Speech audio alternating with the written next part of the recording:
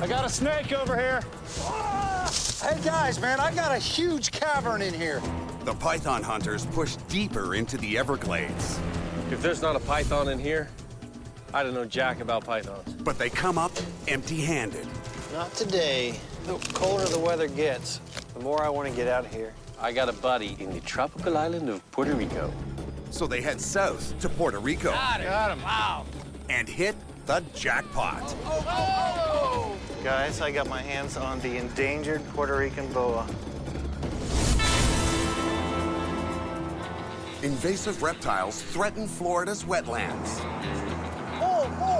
Iguanas, Nile monitors, and the most notorious of all, the giant Burmese python. Snake. Snake. Burm right there. You got him? Oh, yeah. Now 3 men join forces to defend the Everglades. Biologist John Heflick. He's been chasing, breeding, and collecting reptiles his entire life. I've never been afraid of snakes. Exotic reptile breeder and cop Greg Graziani. He knows his pythons inside and out. I got my first Burmese python when I was 12 years old. And python breeding pro Michael Cole. He sold his designer color mutations for as much as $25,000. I've learned about reptiles the hard way. It was a passion. They are the Python Hunters. Back just a hair. No, right, yeah, right there. Hold it on there. Okay, they're coming in and going. They're going underneath. Underneath that rock there. He's out. Yeah, I got a bunch buzzing all over my freaking head. You're okay. They're not landing on you. They're going around you. You're not down here in the middle of them. That's The guys are looking for Burmese pythons in a burrow chock full of bees. There you go. All right, that's not a worker coming at you. Cold-blooded reptiles use this kind of space to conserve heat and survive Florida's current deep freeze. Hey, boys, what are you doing? We've heard how bad worldwide the honeybee population is. Thought this would be pretty cool to check out. Oh, okay, little bear and junior bear. I know you're really just looking for honey. So how about we go actually find some snakes before they start calling us the bee hunters? Yeah, why don't we go hunt snakes so Crybaby Pea Pants over there doesn't give us a hard time. Crybaby pea pants? Yeah. Did you learn that from Lane? Yeah. Actually, that's a law enforcement term. I first heard that sergeant would use that when guys would cry about their schedule. There you go. It's a law enforcement term. But I'm just gonna go hunt snakes. All right, Crybaby Pea Pants. Burmese python captures are on the decline. The guys blame an early and colder than usual winter for the snake's retreat. You know, I know if there's just one out there, we gotta find it. They suspect surviving snakes may be moving closer to residential areas. People attract rodents, and debris provides protection and cover. Look at this piece of metal right here in the sun. Yep. 110, 113, I mean, depending on where you're at on that metal. So people and their trash are actually creating a micro-refugia to help these animals survive. We're trying to get rid of them, and people's trash is helping them. So I take it you've looked that word up. No, I haven't, but it sounds so good. We'll use it anyway. Microrefugia are favorable climates that exist within unfavorable ones. This hot piece of sheet metal creates a microclimate, perfect for a thermal-regulating snake. Not today. Look at this cavity. Some of these are deep. There are things using these cavities. They're clean. You still running temperatures over there, Greg? This rock over here at 84, 84.2 over here in the sun. And in that cavern over there, I had like 47 degrees. So within 10 yards, we go from 84 to 47. That's why these animals can survive, because they move to the areas they need to. Burmese pythons come from the tropics, where temperatures reach 34 degrees and rarely fall below 20. With South Florida feeling more like the South Pole, Burms are in a world of trouble. A barometric change in pressure a lot of times signals a cold front moving through that indigenous animals will go, oh, and they move to find cover. For tropical species, those changes not only don't cue them to move for cover, a lot of times they cue them for a reproductive event. Yeah, now you got a male that's left his burrow and he's headed out looking for females, and you know he could go a couple miles looking for the right girl. Yeah, he goes looking for a female and he's gonna get way out away from, you know, the cover that he's used to. I do have to disagree with Mike on one thing. He's not looking for the right girl. He's looking for a girl. More searching turns up nothing. So the python hunters target the next site on their to-do list. Why don't we head over to the farm field? Sounds like a plan to me. Farmers in Florida spray their fields to protect their crops during hard freezes. Look, they got the big water guns out. Oh, yeah. As long as you get the water to sit on the leaves, It creates an insulation. that way the wind can't come through. That's what really does the serious damage. You know how much pressure that is right there? That would knock you down. Because this farm is nestled into the Everglades, over 30 Burmese pythons have turned up in these fields in the last 2 years.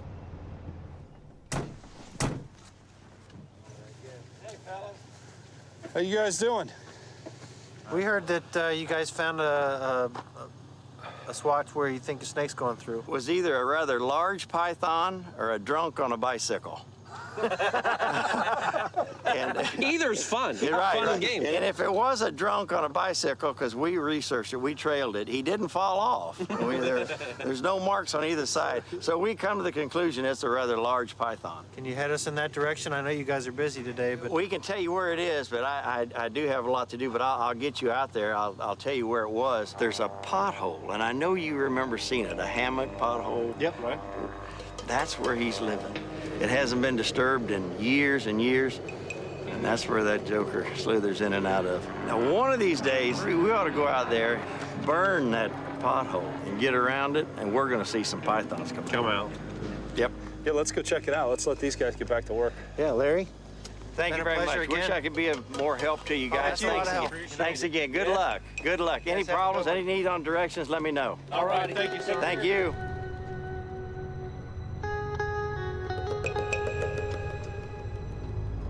That's it right there. Oh, I see that, yeah. Oh my God, look at the piles in there. That is perfect habitat. Hey, look at this. He's talking about wells. There's an open well head right here with water. Yeah. You know, these sized python just hang his head down in there and get as much water as he wanted. And that water's 72 degrees. That's a lot warmer than it's gonna be tonight. Tell you what, why don't we check the perimeter for any tracks going in or out before we dive into this thicket right here. That is nice stuff to bring the rodents in. This is the sunny side right here. If you're gonna find something sitting out, this will be the side. Yeah, this stuff is thick as hell. I think Larry had the right idea. Torch it. You know, there's nothing around here, just crops. There's no way it's gonna Hey, light anything else up. it's only 1/10 of an acre. We can clear it. I'm feeling good about this one. Yeah, you just don't listen. The best thing to do is to strike a match. Man, he always wants to do it the hard way. He's just wanting to save this pile of debris. No rats. No, Bufo marinus. Bufo marinus, or cane toad, is a poisonous invasive from Central America with a toxic gland that protects it from predators. Invasive marine toad. Plantation owners imported them to control cane beetles. Now they're found throughout southern Florida. Besides its poison, the cane toad has another defensive mechanism. He pissed in your pocket. Ah! He stuck that marine toad in the inside of his jacket pocket and it filled it up with urine. You think that's funny?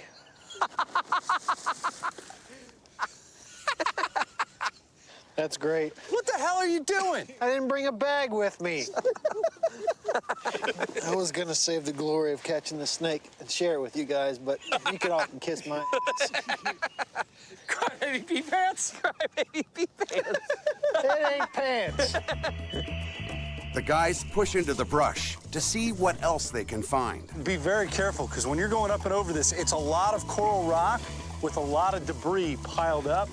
Yeah, it's a mess, man. Ah! Holy crap. Hey, You guys all right over there? yeah, I'm kind of stuck. What? I'm a little stuck. Are you serious? Can you get out? You all right? I'm working on it. God dang it. Oh, yeah, Mikey. I think we can cover this. I can't even see anything. Hey, guys, man, I got a huge cavern in here. Come on, you wusses. I'm stuck upside down in this stuff. Hey, what's the matter, son? You can't keep up. Michael's here. I found myself in a bit of a predicament. Come on, man. Come here. Push me this up. Check this out over here. No, I took the easy way and I just rolled down that hill. Check this out right in here. You go all up. I fell through all of that crap. I was upside like that. Yeah. So picture this. Fields covered in crops. Crops covered in rodents. And you have an island paradise with cover, food. There's water over there in a basin. And nobody messes with you. He said there might even be a well in here. More than likely, when they first started doing this, all these big coral rocks dug up, they probably dug that out to get to the water. This probably started as the well to feed all this stuff. I'm gonna tell you right now, if there's not a python in here, I don't know jack about pythons. Michael's bought a new powerboat. Now the guys can go faster and deeper into the Everglades to search for pythons. One of the coolest things about this boat is we can maneuver through these waterways like the Burmese do, getting from island to island. Work for you?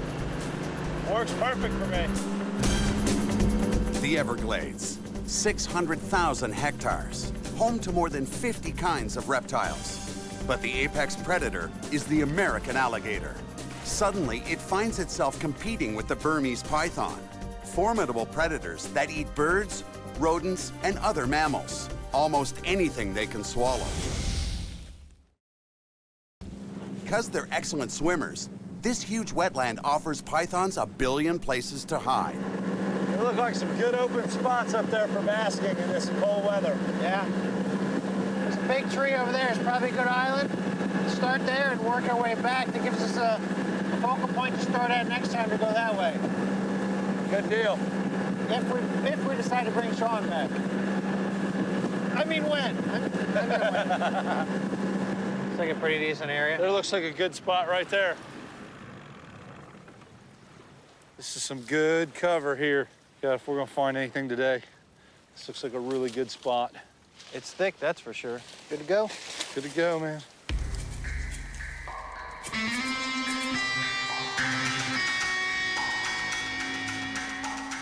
"10,000 islands dot the Everglades. If we still got berms out here, this is a good place.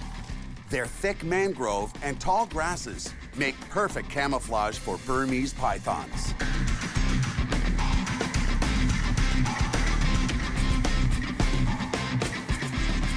This stuff is thick. It's nasty. This is that needle in a haystack, which makes it so difficult for us to get these berms out of the Everglades because of terrain like this. I mean, you're standing 3 feet away from me, I can barely see you through the brush. I've never heard you complain about not being able to see me before. So maybe we can find some rocks where these guys can get up and bask. Sounds good. They're searching for an open patch of sunlight where a cold-blooded reptile can recharge its energy reserves. Snake! I got a snake over here. What you got? Coming. Coming through. It's not a berm. No, not a berm. What do you got? I'm sitting up and look at this. Holy cow. It's a rough green snake. Rough green. That's an awesome find. He's healthy, too. The rough green is also called the grass snake. It eats insects and can grow to about 1 meter. Although common throughout the southeastern U.S., the South Florida rough greens are in decline for unknown reasons. You know, the neat thing about those, you can see the pupil, the round pupil in the eye so well with that species. It makes it so easy to identify as a non-venomous North American species. Look at this. You want to talk about something that blends in here? Check this out. Look at that. I mean, you can't even... Hey, you'll lose him in a heartbeat. His head's way over here. You want to talk about camouflage, it doesn't get any better than that. No. In this type of growth. Yeah, look at what he's doing. He's shaking. Yeah, back and forth. It's a camouflage mechanism to appear to be just like the leaves. Chameleons do the same thing when they rock. Yep, when the wind Walk up blows. and down. Yep, they think. Yeah. Yep, there he's doing it again. He's yawning. He's yawning. It's so cool when they do that. You know, Greg, I would so much rather find snakes like this that belong here, that we can photograph and pick up and look at and let go on their way, than berms. So much better. I totally agree. All right, man. Good catch. All right, let's Head go this find way. something bigger. So where's this big boy you got while I was gone? Right there. Holy cow. Back at Sean's reptile sanctuary, this giant African sulcata tortoise is finding refuge. He is a machine. He's a beast. Look at that thing. Napoleon, I think you better find somewhere to hide, brother. Hey. So, they just found this? Where'd they get this? Come here, buddy. Somebody didn't want it anymore. It was at the shelter. Oh, so they just turned it in? Mm-hmm. He's a big animal. People don't understand. Look at the size of that beast. He's well over 100 pounds. Uh-huh. It's got to be. These tortoises make their home in the dry sub-Saharan region of Africa. This winter's cold isn't making it any easier to take care of them. They're calling for in a couple of days the low to be 25 degrees. Yeah. It's gonna be a long winter. Yeah, unfortunately. Maybe it'll snow here for once. Caring for the growing collection of reptiles at Sean's sanctuary puts a strain on Jen and Thorne. You're okay. You're okay. They could use some extra help when Sean's away, so he's interviewing a candidate for the job. He's Argentine black and white. It's a good-looking tegu. His name is Cade. Yeah, I've got a lot of big monitors and that as well, but most people don't realize that they need to set him up in a big cage like that. Mm-hmm. Can we get him out? Definitely. Is it a he or Sean's at Tara's house to assess how well she cares for her own reptiles. Look at you. You're handsome. Look at that tongue. I have the female jungle boa, and her name is Big Mama. Big Mama.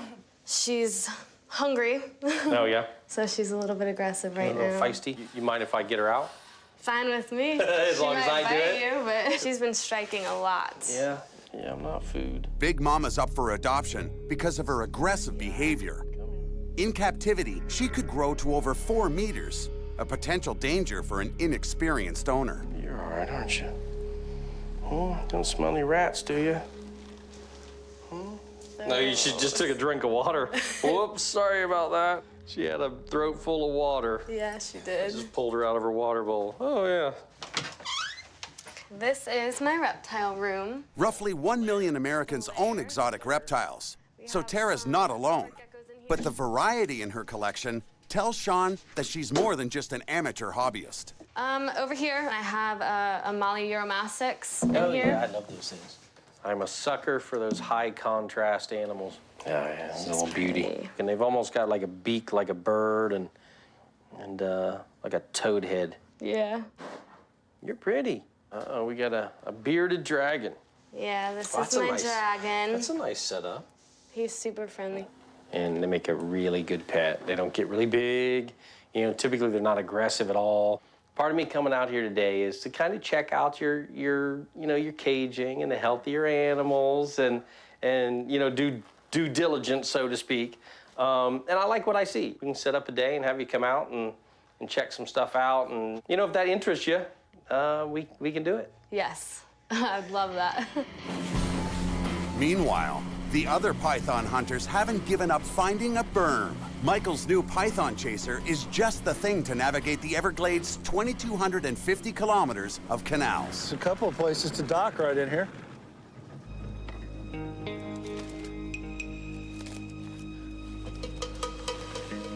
And Mike, we definitely got snakes on this island. And some skin? Yep. Looks from what I can see quickly like a really large racer. Not berm skin? No, definitely not a berm. Oh wow, that's a good size racer. The black racer gets its name from its incredible speed and agility. Racers eat just about anything they can overpower and swallow alive, like rodents, frogs, toads, and lizards. That's a whole skin, too. Yeah, it is. I'm hoping the head's on there. Yeah, it is. It is.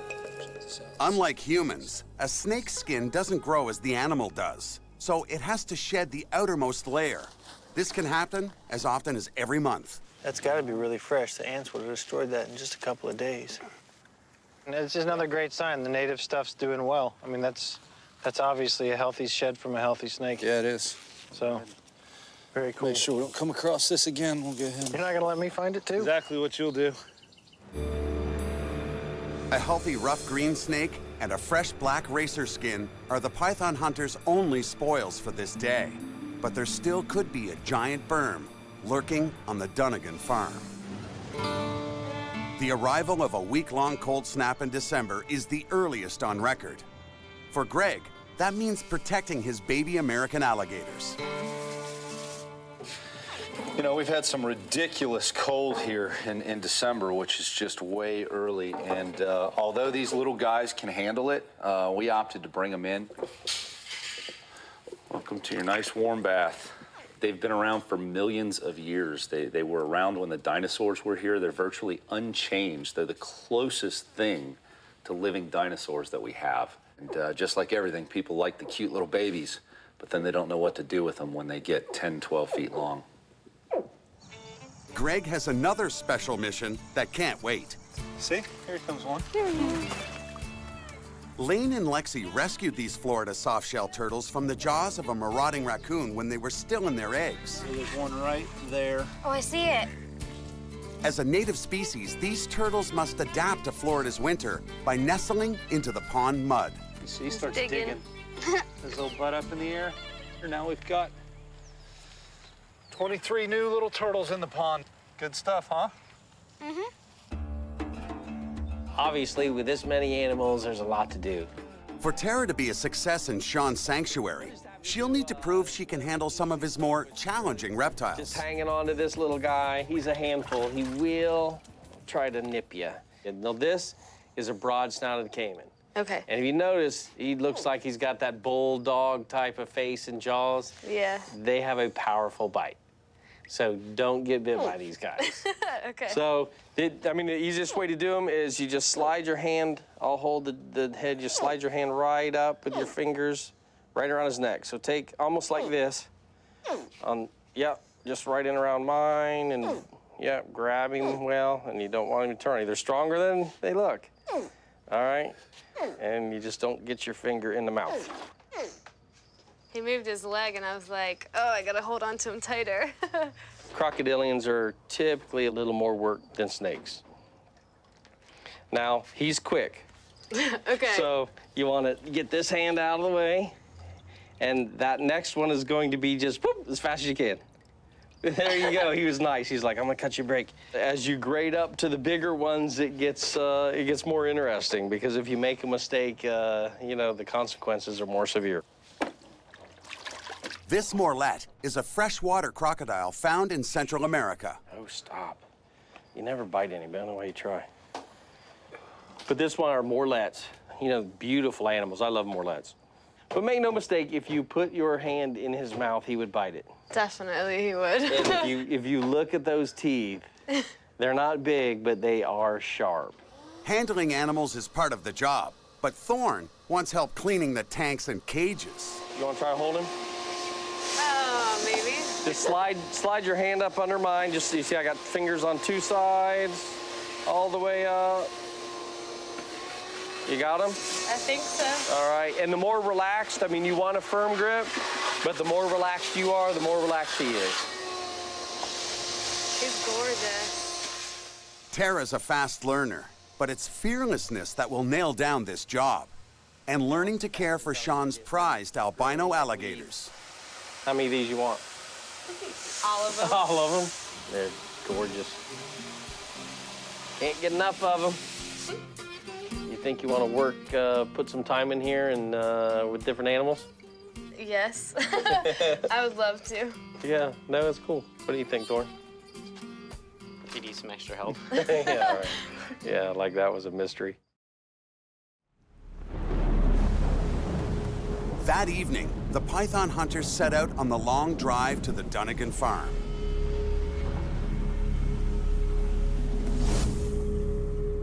In the morning, they arrive planning to smoke out a large berm hiding in thick vegetation.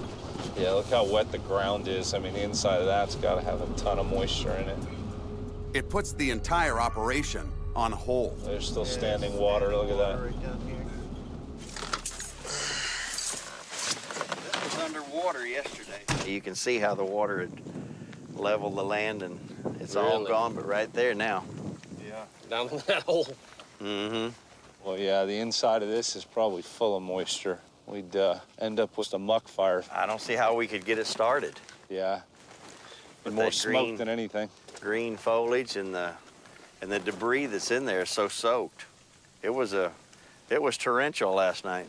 And in the center, there's actually water and cattails. It's a deep, very, very natural, but deep hole. Yeah, we've crawled through it. Yeah, We actually, we were the in growth it. on top, we went to walk across and literally fell in up to our shoulders before we found the rocks and the actual bottom of it. Really? So yeah, we've been right in the center of that. Like I said, when you get in there, it looks a whole lot bigger inside because you're fighting for every inch you need. Farmers in the past that farmed this land years ago, if the rocks come up and they're too big for the tractors and the equipment to go over, they send a crew through and pick them up, and they put them in that hole. So there's a pile of them in there. Yes, yes. Of really large coral rocks, which make great refuges for these snakes to get into.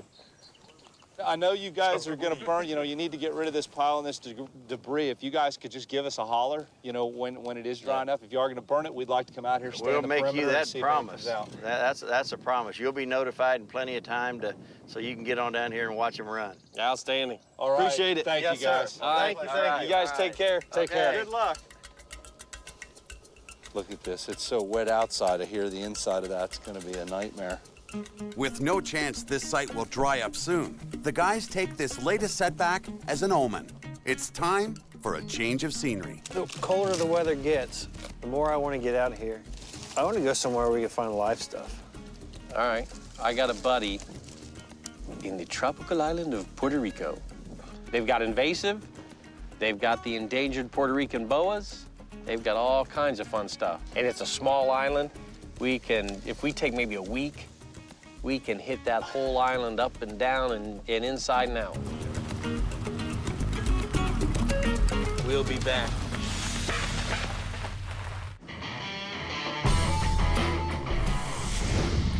Puerto Rico is only a 2-hour flight from Miami.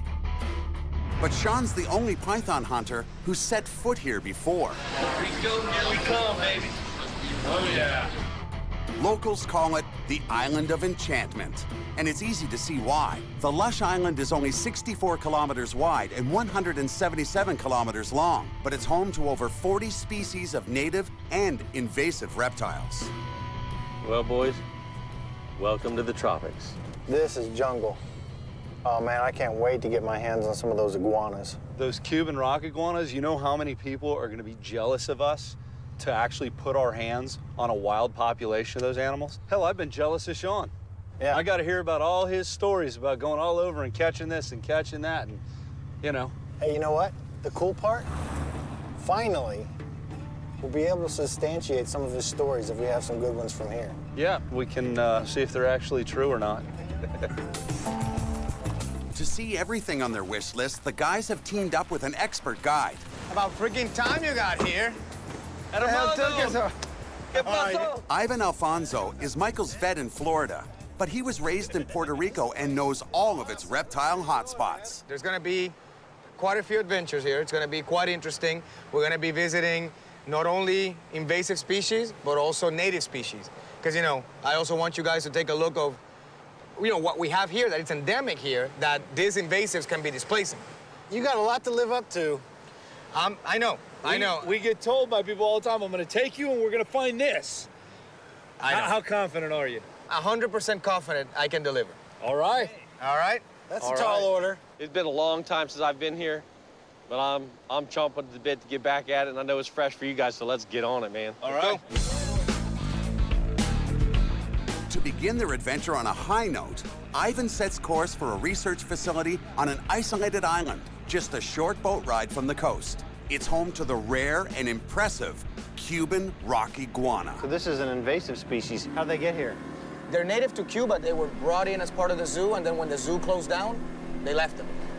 Technically, they left them to die, but they can thrive here. Actually, the habitat here is more conducive for these lizards than in Cuba, because in Cuba they've got all the natural predators there. They've got Cuban crocodiles, American crocodiles. You've got all the other wildlife on Cuba. So here, they've got the same tropical environment.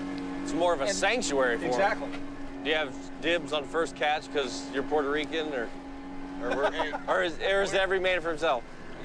I mean, even if I tell you yes, I know you're gonna try to get first dibs no matter what. What are you talking about? Oh, I watched the show.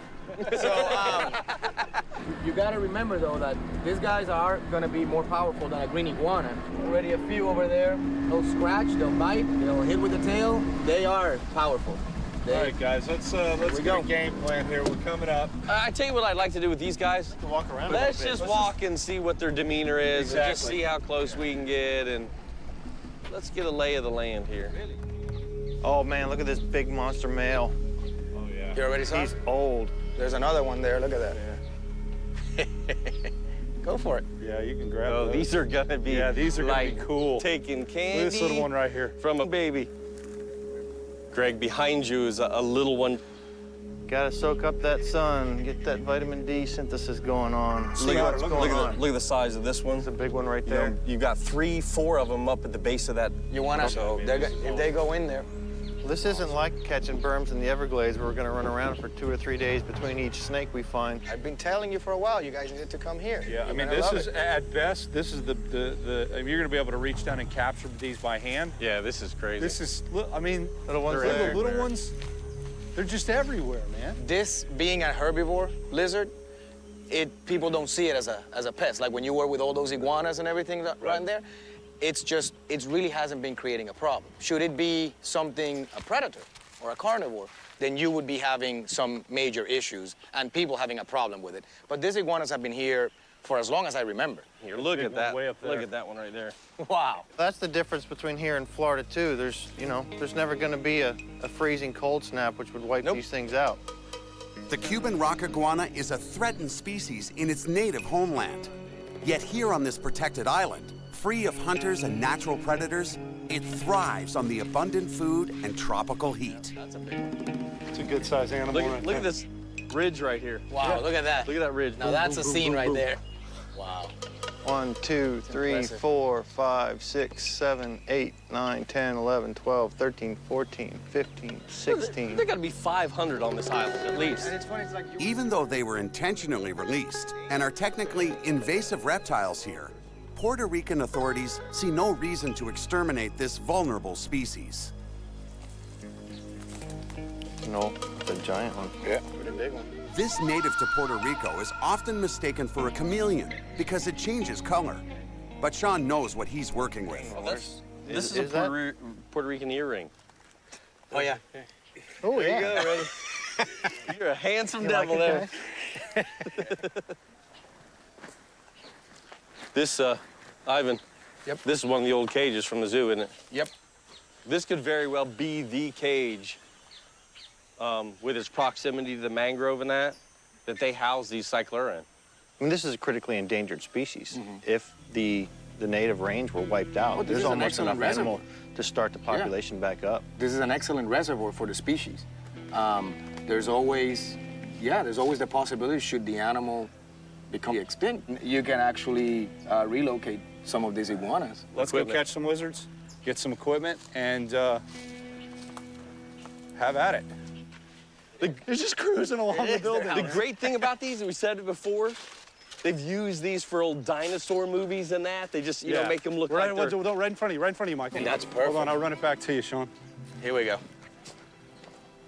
Watch him go on that. Take this Wow, side. that one is perfect.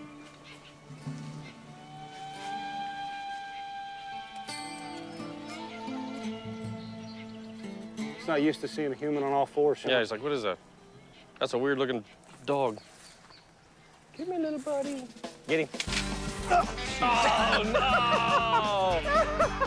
no! Mikey! Done better with my hand. Oh, my God. You got whipped by a little lizard, man. All right, Mikey, hand the net to somebody else, buddy.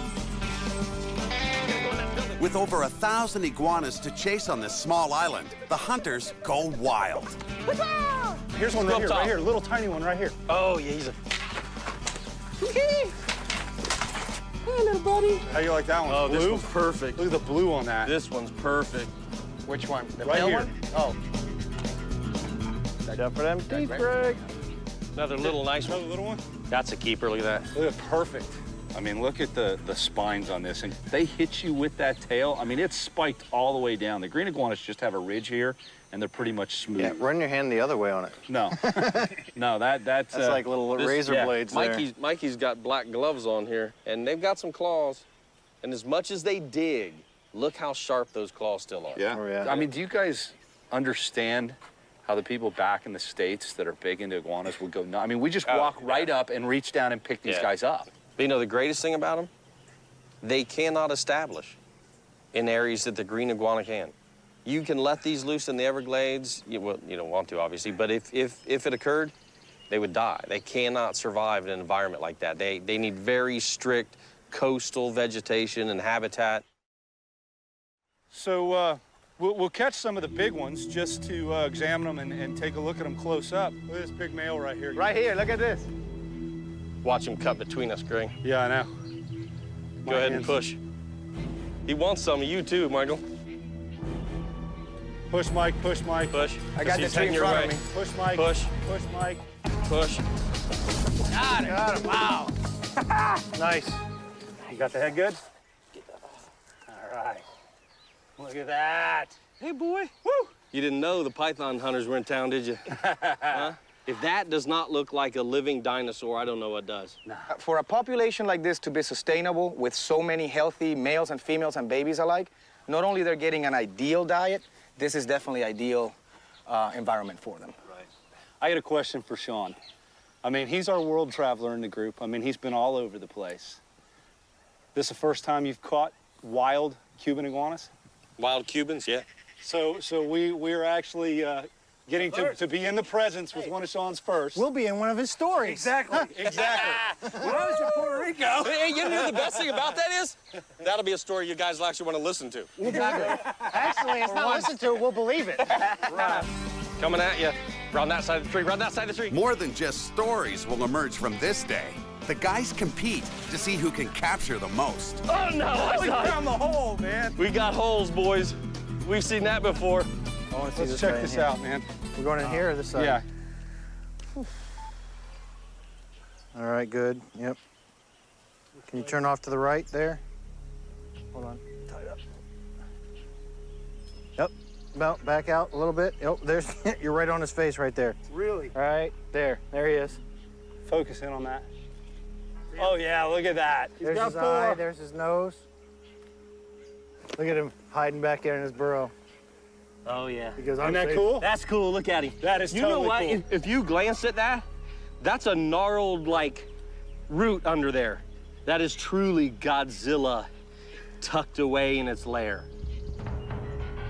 Look at that. What's he eating? Is that one of these seed pods? Looks like it, yeah. That's a piece of the puzzle for how it is these invasives are surviving on this island. You got him? Oh, yeah, look at look at the leaf he was eating. Look at the leaves he's This iguana's been caught snacking. Look at Want to that. know what they're eating? There you go. Deadly. Actually, I do want to know what they're eating. Rock iguanas have rich vegetarian diets. With all the shrubs and trees here, it's easy to figure out why this population is so robust. I'll tell you what, these are healthy. But there's also a scientific way to analyze an animal's diet. There you go, Sean. That's fresh. Sean, if you want to see, there's the leaves right there for you. Don't think about it. Don't even think about it. You are the expert vet. But not everyone here shares Sean's enthusiasm for iguana turd. Don't think about it. There's absolutely nothing, no secondary anything. This is like straight leaf matter. Let's stay. If you guys circle around, you Yeah, run I'm glad right you're into here, this Greg, fence. bag. What? How can he Bag. be a vet and be so let's squeamish? Being a vet has nothing to do with Get a being, picture of this. you know, white. Step over here. Good back. That has nothing to do with being a vet.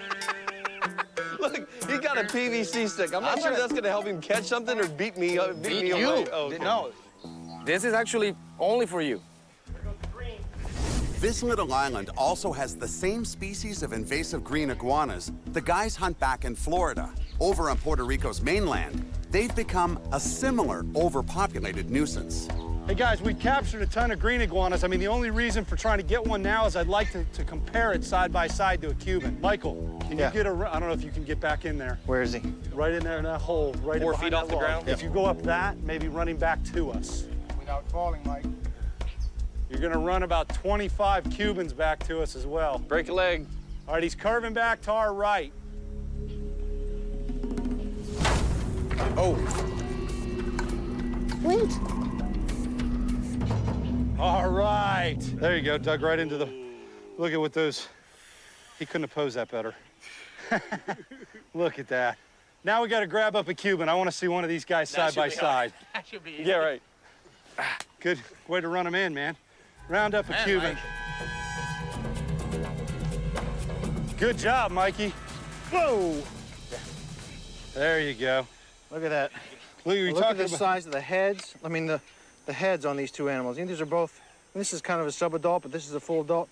Look at the bite pressure, the jowls on this thing. That is a nice muscle right there that ties into the sagittal crest on the skull.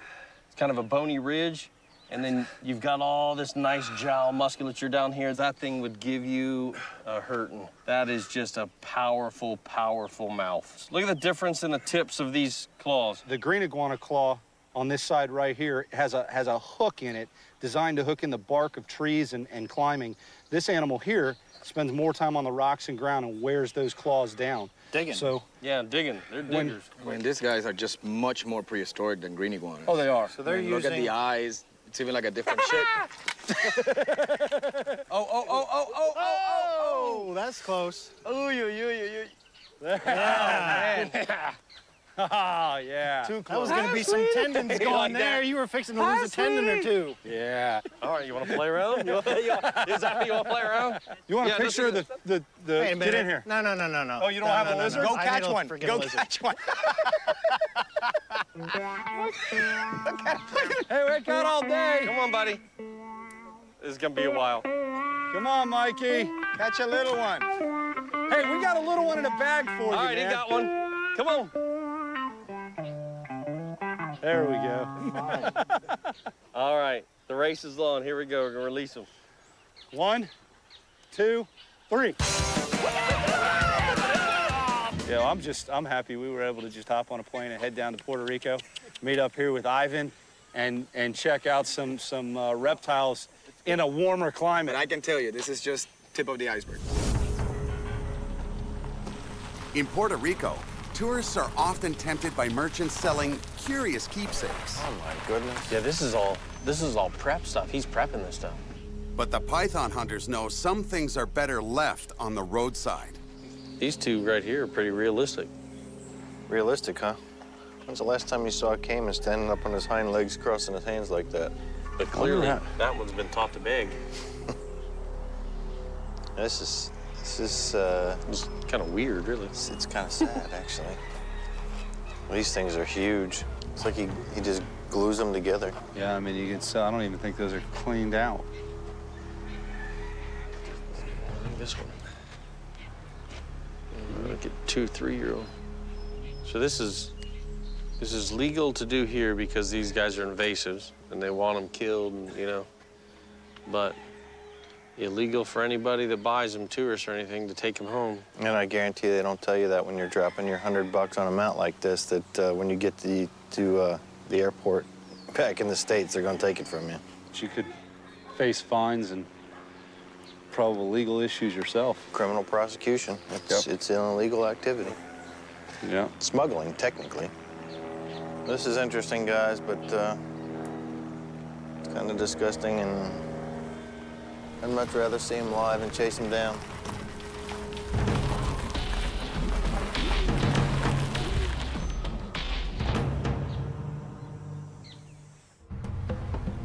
Next stop on their Puerto Rico road trip, the famous Culebrones Cave near Arecibo. How's it going? Sean. I'm Bert. Joining them is Dr. Bert Rivera, a local biologist who will help them get a closer look at the unique creatures that live in the cave. Basically, what we have is a large population of bats, around 300,000 bats in this cave. And the boas come out 300,000. 300,000? I'll be taking you down to the cave, and hopefully we'll see a bunch of boas eating bats tonight. Yeah, that's what we're here for. So 300,000 bats, you're talking about a pretty extensive cave system here. It's about 600 meters. Wow. We have seen boas inside the cave. Okay. And I would expect that they do feed in adults. They'd have no problem feeding opportunistically on the young that fall from the ceiling. Okay. Oh, this is awesome. Beautiful. I gotta say, man, this is nothing like Florida. Watch the Wasp. the wasp. Hey, Oh. right here. Look, Yeah. look. That's a wasp nest. You bump into that, that's what we call guinea wasps. Little alarm system right Alarm here. system. Okay. They'll really tear you up. Painful. Yeah. Thanks. From here on, the python hunters need to be cautious. Okay, guys, we're almost near the cave. We gotta be a little more quiet because the bats, they spook with loud noises. Now, what is this? So this is the cave. Cool. This is the cave. Oh my God, look at this. Already coming out. Look. Oh, wow. Look at this. The bats are out. There are approximately 2,000 caves on the island, but this one is special. Okay, guys, this is the cave. Look at Yeah. He's hanging right down. Look at that. Look at there's a boa. He's hanging. Oh, wow. Look at this. Hanging from a vine is the Puerto Rican boa. It can grow up to 2.5 meters long, although 4-meter specimens have been found. Look at him lower himself down over that ledge. Okay. Armed with special permits from the Puerto Rican government, the guys can't wait to get their hands on such a rare reptile. I got you here. Perfect. Just watch your face. He's not There you go. aggressive at all. All right, I have to go Guys, under I me. got my hands on the endangered Puerto Rican boa. That's beyond magnificent. He's chilly. I'm good. He is cold. Feel it. It doesn't get any better than hanging in a bat cave with a boa. It's not just any boa. This is a boa that very few people on this planet have seen in the wild, let alone had the opportunity to lay their hands on it. This is beyond my expectation. He's taken a few bites in the face, but he looks, I mean, this is a beautifully healthy animal. Guys, I'm gonna put him back on his perch here. This is so cool. Look at this. I feel like the Statue of Liberty. You could stand there for hours like that, couldn't I'm you? telling you. Told you we would see him. You're the man, baby. Carnivorous Puerto Rican boas feed on small mammals, birds, and lizards. But this spoiled snake gorges himself on some of the 300,000 bats that fly past as they exit the cave. Do they actually strike out, or do they wait for a bat to brush them and they're just that quick? They actually wait for something to brush them. They're starting to pick up, aren't they? Yep. Wow. Wow, this is incredible. And tonight, the guys hope to witness the boa feasting.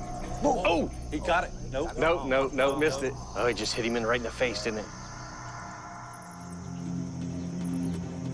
He's about to nail something. He's got the rap. Shot, you gotta be careful you don't get bitten. Got it. Woo! Yeah. Sweet. The boa hangs by its tail and seizes prey in its jaws. Its backward-facing teeth prevent escape. And then, the snake coils around its victim and suffocates it. Come on. There you go. Oh, there's the bat. Look, there's the bat hanging out of the bottom. Look at that.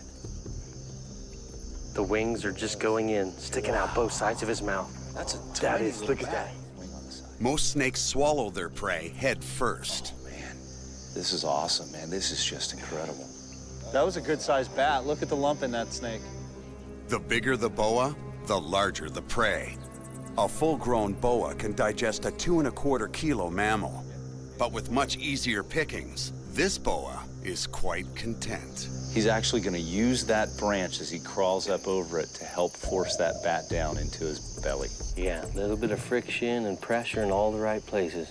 That bat will slide down like an oyster. You do this like almost every night? Once a week. I have the best job in the world. I was gonna say, no.